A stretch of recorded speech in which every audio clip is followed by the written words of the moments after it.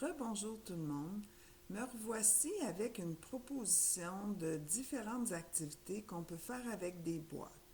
Ce vidéo-là fait suite à l'histoire que j'ai racontée dans une vidéo précédente qui s'appelle Simon et la ville de carton.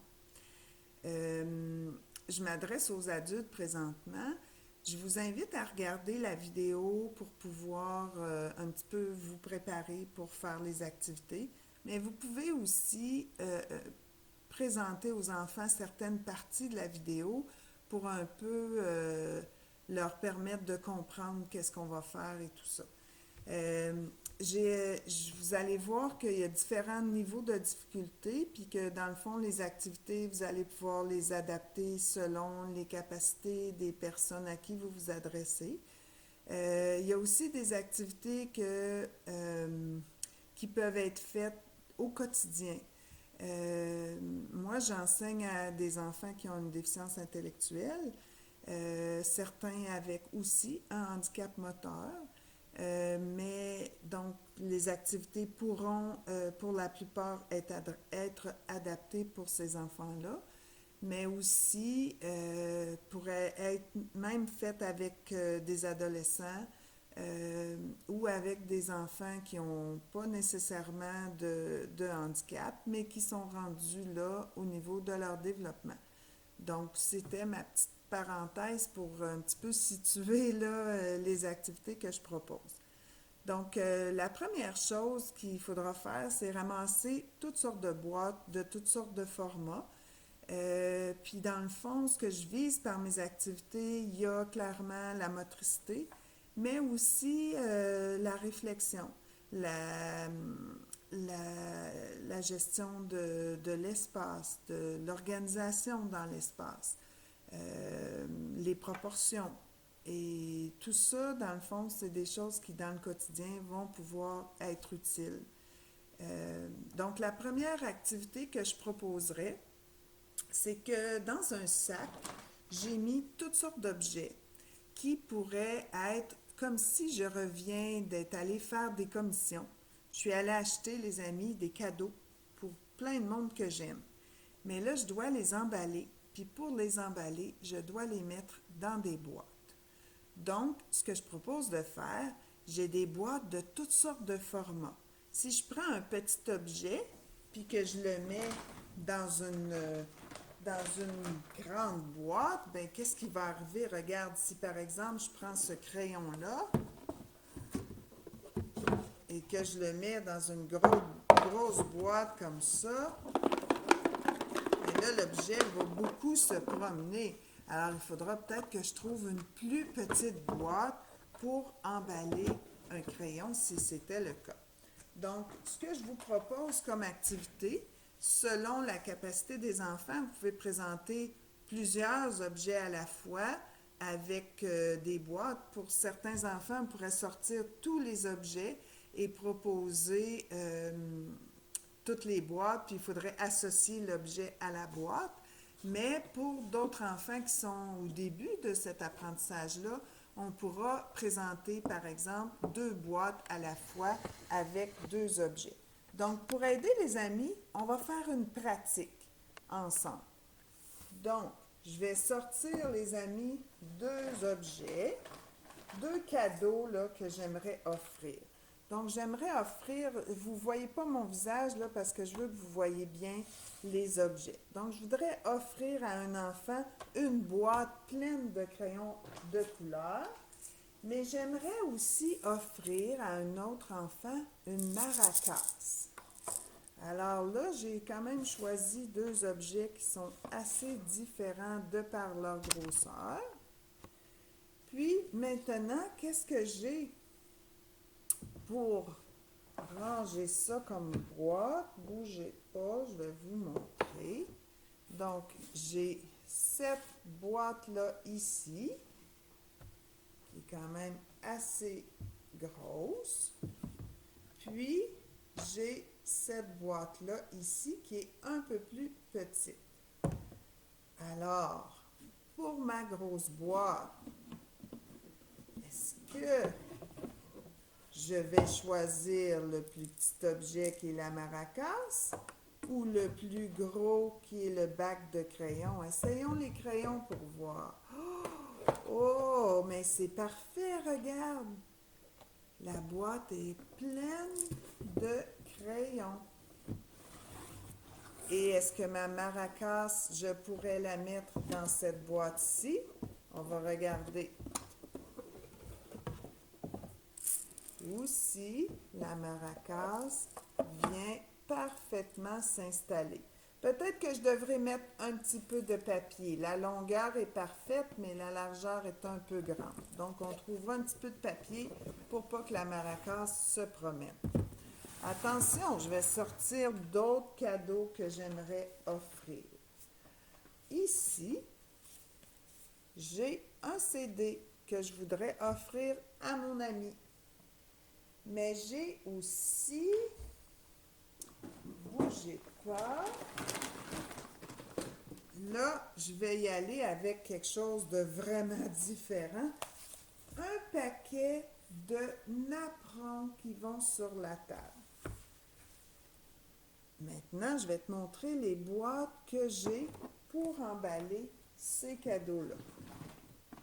Il faudra que tu me dises quelle boîte je vais devoir utiliser.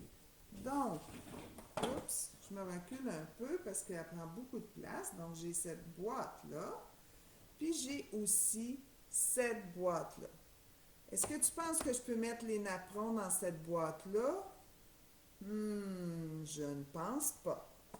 Est-ce que tu crois que les napperons vont faire dans cette boîte-là? Peut-être, hein? On va regarder ça ensemble. Alors, oui, j'ai réussi à mettre tous les napperons dans la boîte. Un beau cadeau pour une autre amie. Est-ce que tu crois que le CD va aller dans cette boîte-là? Regardons bien. C'est parfait. Et maintenant, qu'est-ce que j'ai d'autre à offrir? Une bouteille et un signet pour mettre dans un livre. Et comme boîte, j'ai une boîte comme ceci et j'ai une autre boîte comme celle-là. Est-ce que tu crois que je peux mettre la bouteille ici? Non, hein? On va voir si je peux mettre le signet dedans. C'est parfait! Et là, il y aura avec des boîtes comme ça tout un défi de trouver comment le faire entrer. Si j'essaye comme ça ne fonctionne pas. Donc, je vais venir le mettre comme ceci. Et maintenant, la bouteille, encore là, il faut l'aligner dans le bon sens. Je pourrais continuer longtemps, mais je vais faire une petite dernière. Donc, je pourrais avoir un livre et un beau bouton comme celui-là. Et pour ceci, j'ai cette boîte et cette petite boîte. Mais oui, tu auras deviné que le petit bouton va parfaitement aller dans la petite boîte et le livre devrait très bien faire dans cette boîte-là qui est parfaite pour mon livre. Alors, j'imagine que vous avez compris l'idée. Plus vous avez de boîtes et d'objets, donc plus il y aura de défis, parce qu'il pourrait y avoir des boîtes qui se ressemblent beaucoup, selon la capacité de l'enfant. Là, vous avez vu, parfois, j'ai mis des choses très différentes, puis d'autres fois qui se rapprochaient un petit peu plus. Donc, il y a de quoi donner un bon défi, puis s'amuser un petit bout de temps à faire ça. L'autre chose que je trouve intéressante de travailler avec mes élèves, puis ça peut se faire dans le quotidien, de ranger des choses. On peut le faire comme exercice, mais on peut aussi le faire dans le quotidien.